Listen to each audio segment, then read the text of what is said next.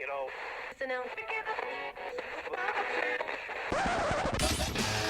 You're listening to Acting Up, a show about acting, casting, auditions, booking the part, living the life. Nationwide with your hosts, Will Roberts, and now Acting Up. All right, everybody. Hey, Will Roberts, and you probably haven't heard me in this capacity for quite some time. Welcome to the new show. So originally, I called this. I'm going to give you the whole chain of events here, the timeline, my DNA on this whole thing. So I started off doing a show called Acting Up Radio about, well, I guess the name in itself kind of tells you it was called radio. And I don't even know if that is what that is right now. So anybody out there, Google radio. It used to be that thing, and now it's probably that thing that your grandparents are listening to when you get in the car and you turn it on, you go, what the hell is this? Anyway, it was called Acting Up Radio. I did it for about 7 years. I interviewed some of the top casting directors, Lana Vinker, Grimm, David Rappaport, Supergirl, all that fun stuff, and had all these people on talking about the industry. Well, recently, in the last year, I had a show called Film Festival Live. I did it with a good friend of mine, Sal Framandi of oprime.tv. And we did live stream because, hey, it was the COVID time.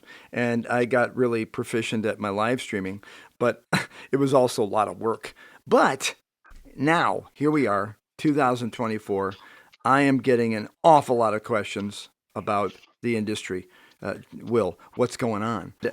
Basically, I guess it's time for me to start answering some questions. So with that being said, I decided to kind of throw in the mix, get back into the show and do this podcast called Acting Up Podcast. Notice the name shift. Anyway, in doing that, I'm calling in all the people I know, good friends, directors I've worked with, same thing. Producers, casting people, agents, whoever. So if you are a creative in any way, shape, and form in this industry of TV, film, theater, dance, TikTok, Instagram, verticals, UGCs, a lot of that stuff, you're probably like, what does that mean? You're going to learn that here because I'm going to get all the right people and ask all the right questions. So with that being said, welcome to the new show. And of course, you will see in my blog about this, all the information where you can hear about the people that I'm talking to and myself. If you don't know me, welcome to the show. I'm Will Roberts. I'm a professional actor of about 40-something years, and I've been doing this for 100 years in dog life. And, TV, film, some recent credits. You can see all this stuff on my IMDb, whatever you'll see. But with that being said, I'm going to launch now into and music cue. There it is. My guest for today, my very first guest. I'm very excited. I just worked on a project with him. I've been trying to get on his radar for some time. And finally, he contacted me and he goes, Will, I got this project. And I had a great time working with him and the other professionals in this little pilot. But one of the things I'm excited about is that, so here he is, Michael P. Blevins. And I hope I said that right, Michael, did I? Yeah. Hey, how's it going? Of course. Yeah. So Michael P. Blevins, writer, director, producer. And the reason why I'm having Michael on the show today is because I am really big now, I always have been, on people that are going from A to Z and actually can make shit happen. Because I'm really tired of the industry in the sense that everybody has an idea. And now because of AI, because of ChatGPT, because of whatever, Discord, everybody is an expert. And you're going to find out quickly that that's just not true. So I'm trying to give you people to listen to. Michael P. Blevins. I'm just going to call you Michael because you're a friend. Yeah, Michael, welcome to the show. Hey, Will, thanks for having me, man. This is super cool. Yeah. Well, I know that you're kind of a old hat at this sort of interview thing, and I've looked at a bunch of your stuff, and obviously a big fan of everything you do. One of the big reasons is because you get shit done. So can we talk about your thoughts, your philosophies, and start off with why did you start doing this? And I know right now you're in Kansas City, KC. Tell me a little bit about the beginning. So actually, yeah, I grew up here, believe it or not. I'm just visiting my folks as they're getting older, wanting to spend some quality time with them. But I did grow up here, graduated high school here, and went to college close to here in St. Joe. And basically, from the time I was about 17, um, I kind of got this bug. My dad had a little video camera, and before that, I was like, I'm going to be a physician because they make money, and then I picked up this camera and we shot like it's me and some friends. We shot like a Beowulf cops parody thing. I mean, it was so dumb, but but people enjoyed it, and just kind of being able to like create a piece of art and then present it and to people enjoy it, and it moved them, and I don't know, I got the bug, and from that point on, I'm almost 37 years old. At this point, I've basically been pursuing this craft for 20 years, and yeah, over half my life. And Wow. yeah, and it's just my pops sat me down. Believe it or not, like my parents were actually very supportive of my dream. Unlike the traditional trope of the parent, we'll make sure you have a backup plan or a day job. Or my mom hit me with some of that stuff, but overall, my parents were very supportive. And my dad, he sat me down and he said, "All right, listen, if you're actually going to do this, you just got to know that probably going to be the hardest thing you'll ever do, and Yeah. you'll never have to stop working hard, or you'll never be able to stop working hard, and you're just going to have to work hard the rest of your life." And I was like, well, okay. So I knew from an early point, like, that it was just going to be a labor of love. And I've given it my all ever since then. So, and I think that that's sort of the sauce that allows me to not only continue to do stuff, but like when I say I'm going to do something, I want to follow through. There is a merit to that. Well, let me ask, one of the first questions that when you started talking, I have to ask you. You Uh-huh. said your first camera. Now, I remember mine, and I mean the one that I really remember was the XL1. Remember that? Oh yeah, of course. Yeah. What was your camera? Do you remember? I think so. My dad had the one that I picked up that I like got the bug with was like I think it was like a little Sony High 8, like the ones with the small tapes, Wow. but not the mini DV tapes, like the middle in between. Oh, But the bulky. Those are high eight. Those are yeah, basically the cartridge high eights. I remember those. Yeah. yeah. So I had one of those, and then we had a family PC or whatever that had Windows Movie Maker on it or Sure. something. So like that's kind of where I was like, oh, okay, I can do this. But the first one that I saved up for, that I got when I was like, I was like 20, and it was like $1,500. It was the most Wow. expensive camera at Best Panasonic. Buy. And I was in like 2006, 2007, somewhere in Wow. there when I was like trying to, like that was a whole summer worth of work, and at that point, for a kid, and I had to have it because it was HD and it could zoom up to freaking, I don't know, 200x or just That's some awesome. stupid specs, but like I went out and ran with that thing and made three like backyard motion pictures from before I actually moved to LA. I did three little features in Missouri that are obviously like unwatchable, but they're fun and you Sure. can kind of see Right. the progress. But the third one actually had we flew Joe Estevez into Really? HD, yeah. And so it was called Onion Syrup. And so he came in, and I was 24, 23, 24 years old, and he the whole time he thought I was in my 30s, and he's just like, who the hell is this kid? Like, what the hell's happening? So we shot for 2 days with him, and then flew him back to Burbank. What And year? What year was this? that was I think he came in 2011. I think Oh, was when okay. we shot with him. And That's so, or that's awesome. 2010, somewhere in there. I was still a young buck, and at that point, I was like, what the hell am I doing? Like, why am I flying people in here when I need to move to LA and just Right. pursue the craft there? Okay, so I have to say two things. First of all, I'm going to interject and say, yeah, 2004, 8, when, pardon me, when Katrina happened. I remember I went to Katrina. My wife and I, hold on a second, my audio's clicking here. We went to New Orleans because I had a gig, some kind of cowboy gig or something like that, right? And Uh-huh. so I get there and I immediately tell my wife, I got to go to Best Buy. So I go to Best Buy and I buy a Panasonic, all I know was at the time, and you can back this up, that's when they really started to like, even though they were really teeny, like run and gun cameras, really small things, flip open screen, they were pretty powerful. And, Yeah. at the time. And so I ran around New Orleans with my wife shooting all this. I have it still somewhere in one of my hard drives, all this Katrina disaster footage that I Oh, had. jeez. Isn't that amazing? Yeah, I was. So I get that you ran to, and got that camera, and I remember seeing these and going, man, and getting SD cards and going, wow, this is the shit. This is amazing. Now, Right. the other part I want to tell you is that in 1980 something, I did a film called Lockdown. Uh-huh. And I played a cop and I was doing props. I was on it for like 2.5 months. I shot it in San Jose with this, I forgot the director's name. I remember the executive producer's name, Tom Sojin.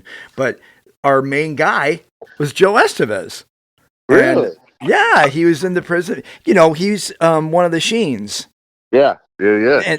But he's the black. He would call him. He says, "Yeah, I'm the black sheep of the family. No one really likes to deal with me. That's why I call myself Joe Estevez and not Sheen." And I'm like, Yeah. "Oh, great guy, great guy, great guy." So anyway, I love having these conversations. And now I'm going to spin off on the next question. Is that do you think that the fact that you've gone through this technology from, I'm going to say, the good old days, even back when we were VHSing it or Super 8ing it, because Super 8's pretty old school.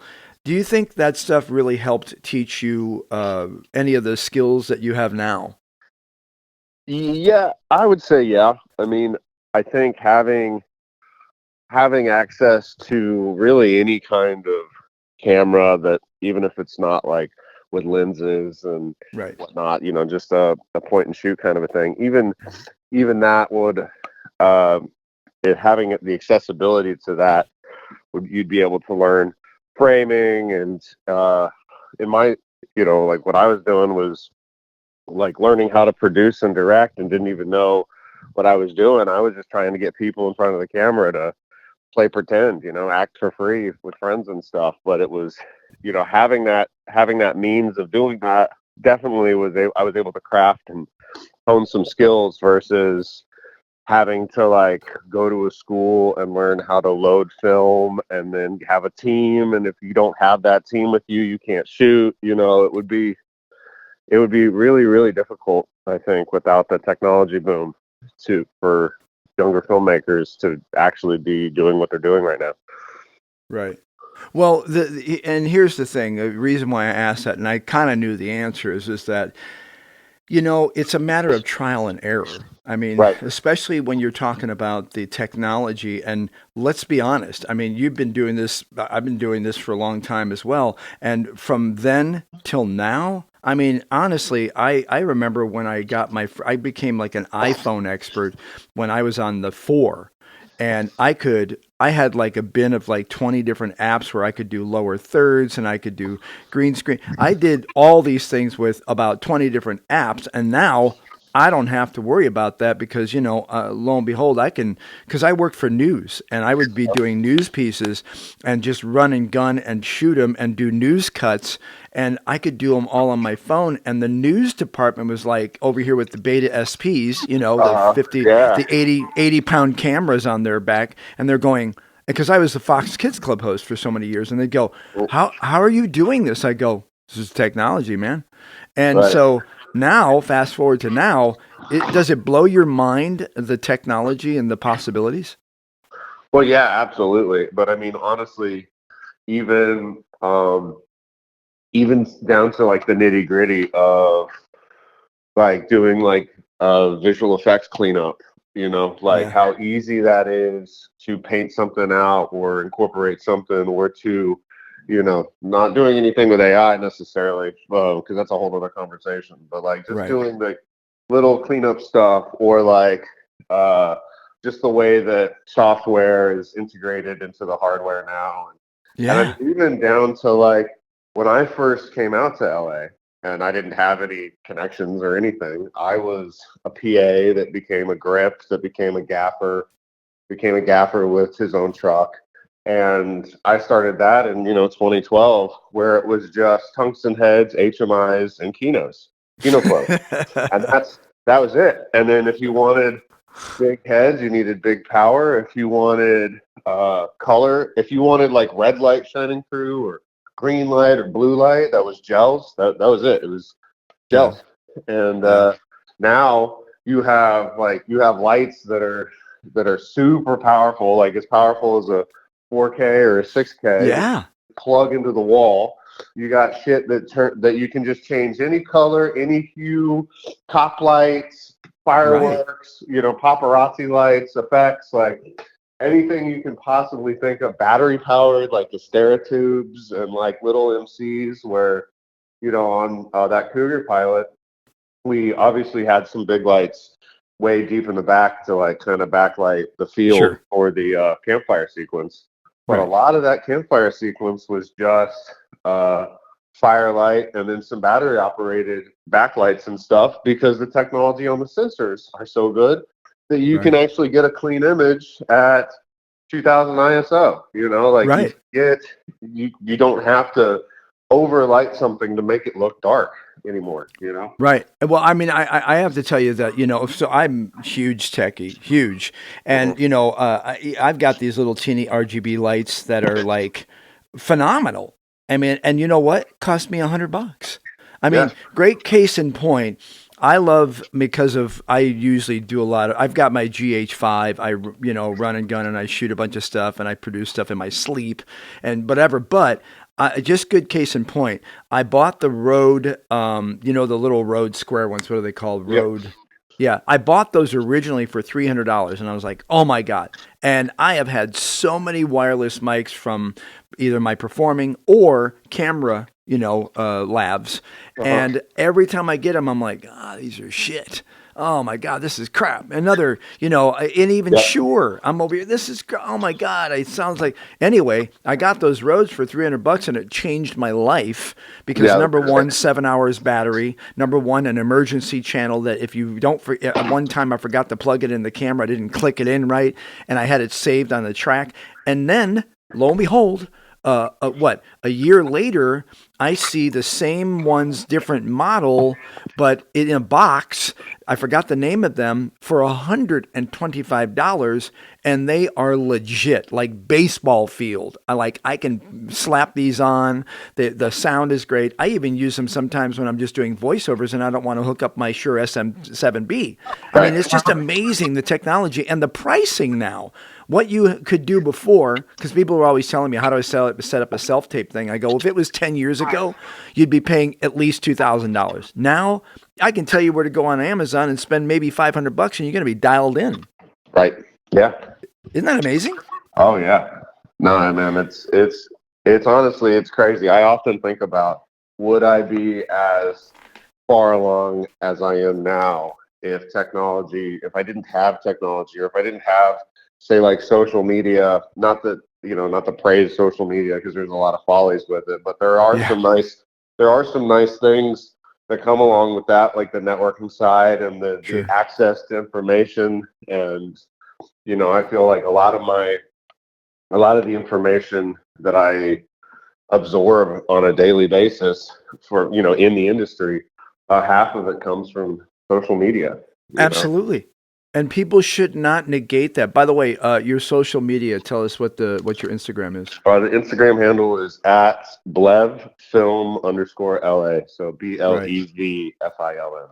I'll put that in the blog as well. But hey, here's another case in point. I would not be speaking to you.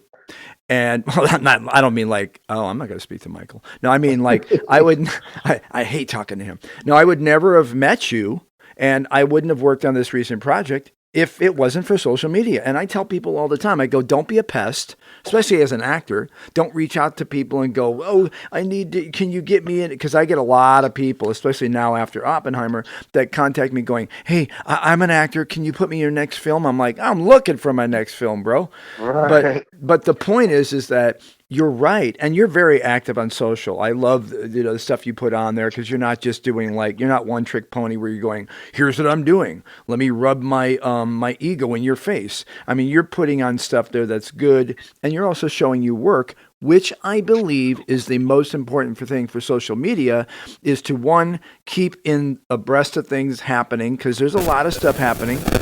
There's a lot of stuff happening, but on top of that, you're putting yourself in front of people that are potentially might come up to you and say, "Hey, Michael, I want you to direct my film or help me, but whatever, and here's the money." Right. Do you, what do you believe the benefits are of social? Oh, just those things. I mean, mostly. I would say that like just being able to connect with people and then stay abreast to what's happening. But I will say, there's and thank you for the compliments.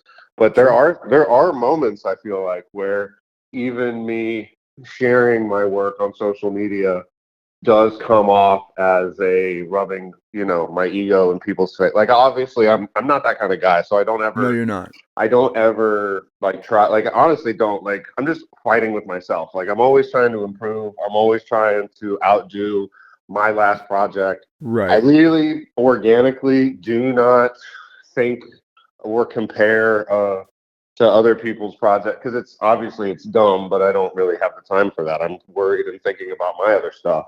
So Sure. I'm always competing with myself. But there are moments where people, I guess, who don't adopt that philosophy see my work and go, well, now I have to compete with him, or does he think he's better than me, or et cetera, et cetera.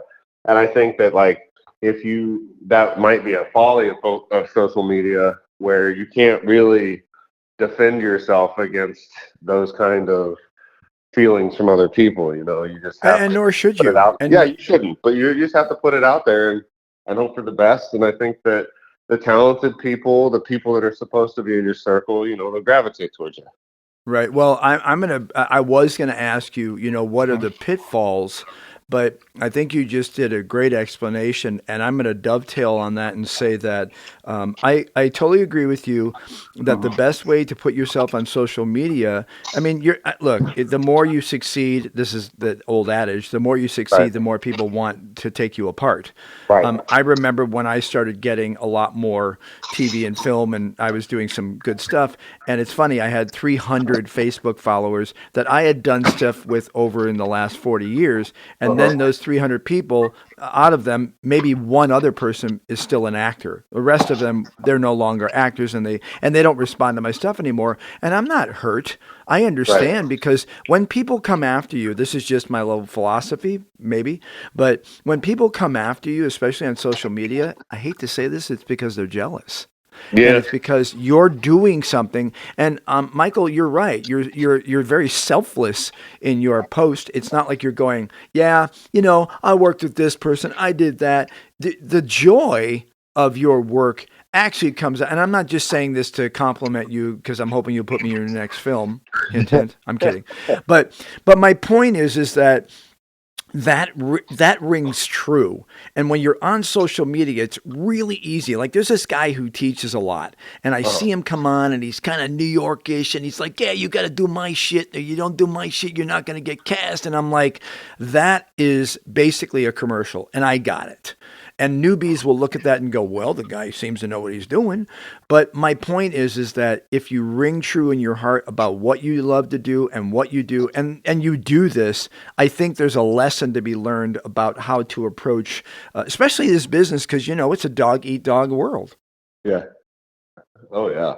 Oh yeah. But honestly, like I found for me personally, the the best way to just avoid all of the bullshit is just to make something that you want to watch. Like, don't worry Yeah. about other people. Don't worry about the audience. The audience will come. There are Right. literally audiences that line up to look at shit on stone walls, caveman paintings, and pay for it. You know, there's audiences that will line up to watch a penguin being birthed. You know, like God damn it, like there will be an audience for your work. Don't worry about them. I'm waiting to see your next cat film. I'm just saying. I'm just saying. Go ahead. But you know, it is. But it's like the the idea is that if you're like, man, I really love these like action movies, or I really love horror movies, or I really love musicals, or whatever, and I've never seen a musical that had space guns and John Travolta and I don't know, like a crazy can dance number. I mean, it sounds crazy when you say it out loud, but if that's what you want to watch, then go out there and make it. And I've done that film. I've literally done that film that you're talking about. I'm sure. And but it's like if you do that, obviously you'll have an audience. But it's like you're making something that you can theoretically put on all the time and never get bored of it, never get sick of it. It's something that you think is dope. It's something you think is super cool. And even if everybody in the world, which they wouldn't think this or do this, but even if everybody in the world hated it and you thought that it was the coolest thing in the world, then you win. You succeed. Yeah. But the reality is like not, you know, and it's like Rick Rubin would say, you know, like good art is divisive. Like really good art is going to make people feel a certain way, good or bad. They'll feel convicted towards something, or they'll hate it because it didn't, you know, they're fighting it, they're conflicted, you know. But it's like if you're not dividing the audience with your art, then you probably haven't gone far enough. Right. You know. Well, I think one of the beauties of what you're saying is that, and I'm a whole heart believer in this, is that if you're really trying to live your life, I mean, I'm being metaphoric here, but if you're trying to live your life to make sure that everything that you do makes other people happy, I got bad news for you. You're going to be unhappy most of the time. Right. So purely trudging through and getting all this, obviously you have a love for the art of filmmaking, and you're very good at it. And you've taken the years and gone through the learning curve and done all the pain and the terror, and I bet you've cried many times going, why not? Why can't I? You know, but my point is that when you are doing it and you're happy with what you're doing, your dream will work out. You know, it's kind of like if you build it, they'll come. Out, and they whatever. You just can't quit, and then you're fine. And it's just like life. Life has setbacks. There's setbacks every day. Everyone, you know, gets kicked in the nuts. It seems like once a day, and it's just like, oh, okay. Well, instead, you can't look at some kick in the nuts setback and think, oh God, I failed because it just didn't work out how I saw it in my head. You go, oh God, well, nope, that sucks. Nope. I guess we'll try it this way. Oh no, that didn't work either. Well, I guess we'll do this way, you know, or let's try it again, but just tweak this or whatever. But it's like it's if you have that mentality where you're making something for you to entertain you, and then you will not rest until it is done and it is out, where you can talk the title into your freaking TV remote, speaking of technology, and the shit just pops up, you know. Like until that day, if you don't quit and you're just making something that you sincerely want to watch, you'll make really good stuff, you know, and you'll make a lot of it too.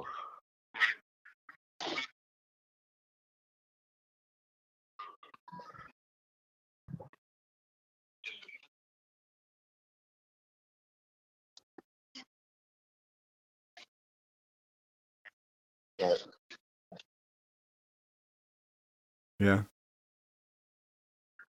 Right. Well, again, I appreciate all of the Anthony Robbins' word of advice in the film industry. I mean, it's clear that you have worked on many more things than just your film career as a producer, writer, and director because of your philosophies. I mean, I can hear it in what you're saying, and it's the best way because, again, I get my 13-year-old daughter at one point said, "Hey, Dad, I think I want to be an actor. You have any advice?" I went, "Don't."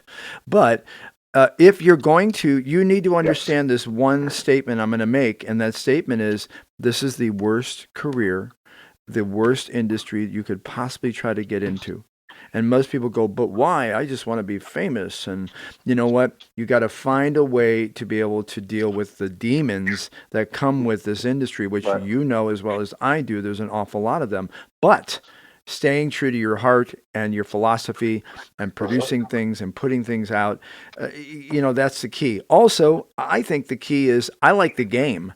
I mean, I love getting cast. I love getting on set. I love doing I'm a very big character guy. I'll Right. gouge my eyes Yeah, out if I yeah, think and it's going it's to like work. if you're But my looking point is for that the sometimes the positives, process of and it's getting like it I think and doing this, a like lot right of now, people have talking to adopted people this like you, philosophy that I think this is if you're looking for one the of those negative, you're gonna moments find the that negative. if you make a If you're looking for the mistake, learn positive, you're from gonna it. find the positive, If right? you're spending your And I day think trying with to in enhance this and make what you're in doing this industry better in your especially, life, it's like you're if winning you're already, looking right? if you're constantly looking as to why something won't work or why you shouldn't do something or what maybe what someone's going to say or whatever, then it's not gonna work out. But if you're focused on the Right. positives of just like I Right. might be able to do this, I could get this done. This opportunity has presented itself to me, and the only reason that I recognize it is because I'm focused on the positives, and then stuff happens like the pilot that we just shot Nope. was the like arguably one of the biggest casts accumulatively that I had that I had got to direct. Like I've produced, huge, way bigger movies than I've directed, but Right. as far as like getting to direct, like you and Russo and Lachlan and Mhm. and then there's Yo and Griffin on the side just having us coffee and hanging out. Like we're like, what the hell is happening?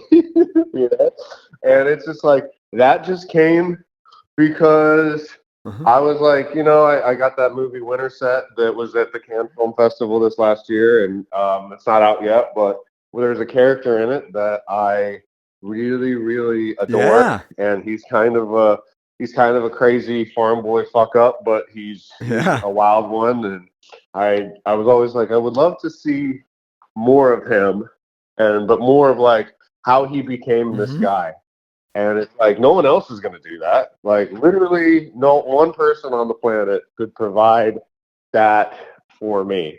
So it's like, well, shit, I'll just write it and then I'll make it so I can watch, And yeah, it's a whole prequel series, and then and like that snowballed into, um, Oh, I think I'm going to be out here the prequel. for a few months, and just to keep from going crazy, I was like, what can it's like there's so many resources. I have my red with me. Yeah. The I've got prequel. The prequel. three connections around here. I'm like, I should be able to do something. Like we got woods, we got farms, we got all sorts of stuff.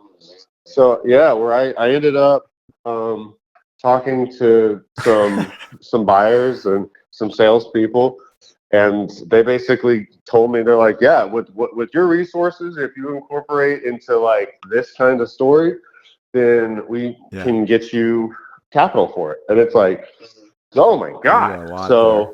So actually, like as soon as we're done with the interview, I got a call with these guys about finalizing this random Missouri film that I didn't think I was going to do a week ago. But but hell yeah. And then I was uh, talking with like texting with some Oh, that's celebrities good. last night about it, just sort of picking it, like being like, hey, just super random. If I made this, just say I just put something like this together and asked you to like, star in it. Well, That's would you? And they're hysterical. like, yeah. Like, okay, great.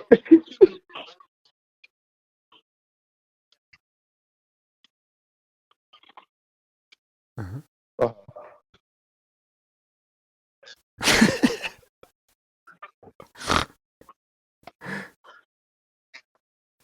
Show up. Yeah. Well, that's got to make you. By the way, that's got to make you feel good. Yeah, I agree. On the pilot, the cast, pretty Right. awesome cast, and you just saying this, Yeah, Michael, you don't it definitely really makes me feel step like I'm onto a doing set something and right people when go, "I'm I, dying to be you on know, this. like, Who's the and director?" it's I like, don't know who I that think is. you even said it, a Obviously, couple you've people, worked you know, were enough just and really you have excited to work with me, credibility and that I have a everybody went, reputation "Damn, of hell yeah, always let's go." I making mean, quality whatever you stuff need, man. and stuff that people can chew And on, and I that's feel like kind I delivered of on this got to one be as a great well, and feeling. you know, like it does feel good to have that Yeah, and be able to like text people that 10 years ago I was a, you know, little starstruck movie nerd that I can't yeah. even imagine having any kind of correspondence with those people. And here I am just middle of the night, not at all. Would you want to be in a movie? You know, like Yeah. it is really strange and wild, but it reaffirms like where I'm at, you know, and it's like, of course, I'm not texting freaking, Sure.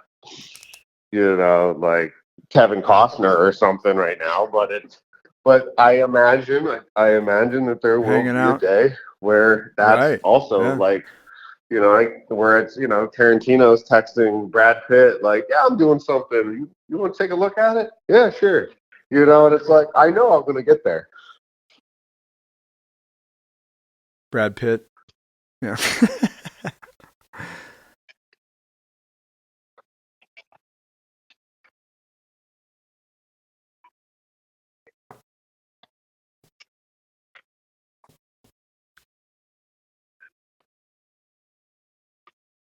Yeah, no, you are. And because I have to tell you that you're just looking at you and your social and the films and the TV stuff you put out, you automatically, when you look up your name and you know who you are, you go, "Oh, this is a gentleman that knows the industry, knows his Right. lenses, knows his people."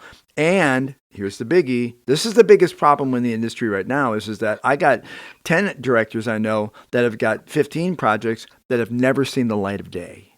And the thing is that I don't think anybody's ever going to put down in the history books that, Michael didn't really make shit happen. The thing is that this industry, and this is the last question I'm going to ask you, is that this industry is filled with a lot of people with a lot of ideas, and especially now because of Chat GPT, because of AI, because of whatever, because you watched it on YouTube, people are like, I'm going to do it. And then maybe their mom and dad buys them a red camera. I used to make a joke in Arizona that I felt that the red camera was Mhm. something that when you moved into Arizona, the government said, oh, here, you need a red camera because everybody I know in Arizona is calling me I up would going, I just got a say, film. I want you to be in it you because know, I can make, we like, can don't get the talk money about if it, you're in. just do it. And I got a red camera, You man. know, And I'm like, like oh, Jesus. it does, So my it's question kind to of you boils is down to that that. It's all that very, you very have done, simple. It's what is your if words you of are, advice, if you don't if mind, you are for someone inclined that to says, actually I make want to something, do what Michael then P. baby Blevins step it. does? You know, it's not that hard. Like, put together a script. That's a little baby step. Don't look at the whole mountain. Just look at the path, like one step at a That's time. easy. Put together a script. Does it even have to be a good script? No, but you can't edit a non-script. So you got to make something so you can edit it, so you can dial it in, and then you have a script, and it's like, well, now what? Now what do we do? Well, where do you want to go? Do you want to figure out where the Right. locations are? Do you want to figure out who's playing what character? Do you want to maybe do both of those things at the same time? Like, fucking make it happen, you know? And then once you once you kind of like start getting into the nitty gritty and fill in the holes, okay, cool. Now we know we have a DP. The DP's bringing a red or whatever, or we need art department. And well, great, we got one. Okay, what's next? Well, we need lights. All right, well, a gaffer's showing up with lights. And this person's playing this Right. person, and we're at this ranch for 7 days. And it's like, okay, now we have an actual project, and it's like even like getting the money for stuff like this, it's like the same thing. It's if you if you ask 1,000 people for a little bit of equity money, chances are one or two are gonna bite in, Right. you know. And like that's what I did with Yeah.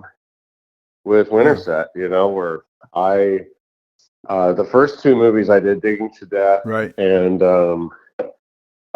Devil Comes to Kansas City, I had I had put in personal money into the equity so I could keep a bigger chunk, and so I didn't Right. really have a paycheck on those on the front end. But on Winterset, I actually got paid to do it. Not a lot, but like, and kept a lot of equity, but still was able to just ask everybody I knew if they knew somebody that was interested in, um, Sure. financing a film. And I was able to show some of my work to these guys. And before you know it, we're doing contracts. And then if you got some money and you got some actors and you got some locations and the camera, then you need a schedule and knock it out. And then I mean, like, honestly, the hardest part about doing any of this stuff is delivering your product to a buyer or a distributor, because they'll give you a literal book of technical requirements for every single piece of the project that they want to receive, and then they'll send you back something and say, okay, this is close, and I know you can spend $500 making this, but it's not going to work. We need it like this. It's going to cost you another few $100s, So it's like, and that's where it's tough not to give up. But Oh yeah. if you continue and persevere and just don't give up, then before you know it, you're talking into your remote and your movie title's pulling up on your TV. Yeah. You know? Yeah. Yeah, of course. So as far as feature films go, Digging to Death, it's a horror, macabre, Edgar Allan Poe kind of style horror. That's about everywhere. I'd recommend if you have Amazon or All right. Give like us Apple a and list of stuff some like of the that, films like that where you we can can watch see without and where, commercials. maybe. It's appreciated because the Tubi thing kind of rips my guts out, but I get their model, and I do love that they made The Devil Comes to Kansas City a Tubi original, so I'm very appreciative of that. And oh, thank you, yeah, and I Right. had a lot of fun making those. And so but you can only find Devil Comes to Kansas City on Tubi right now. It's just a Tubi original.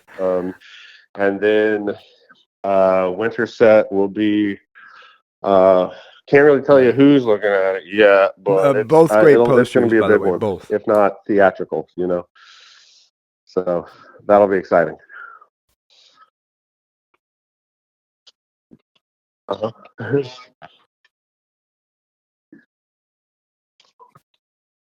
Mhm.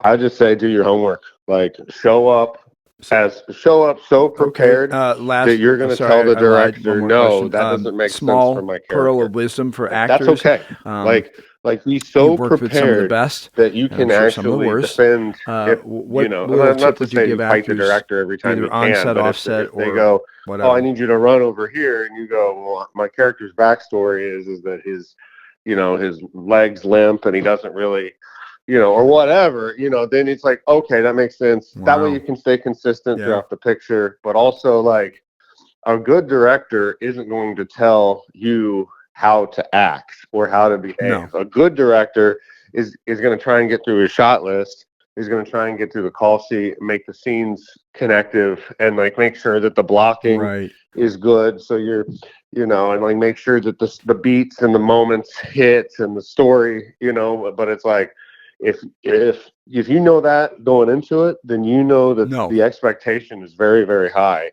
especially, like with me, like whenever anybody shows up to work with me, they already know that they have all that homework done, because if they don't, they're going to look stupid in front of all the other people that did do it.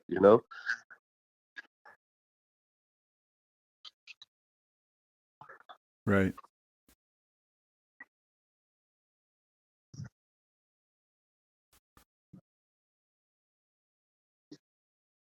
Wow. Yeah.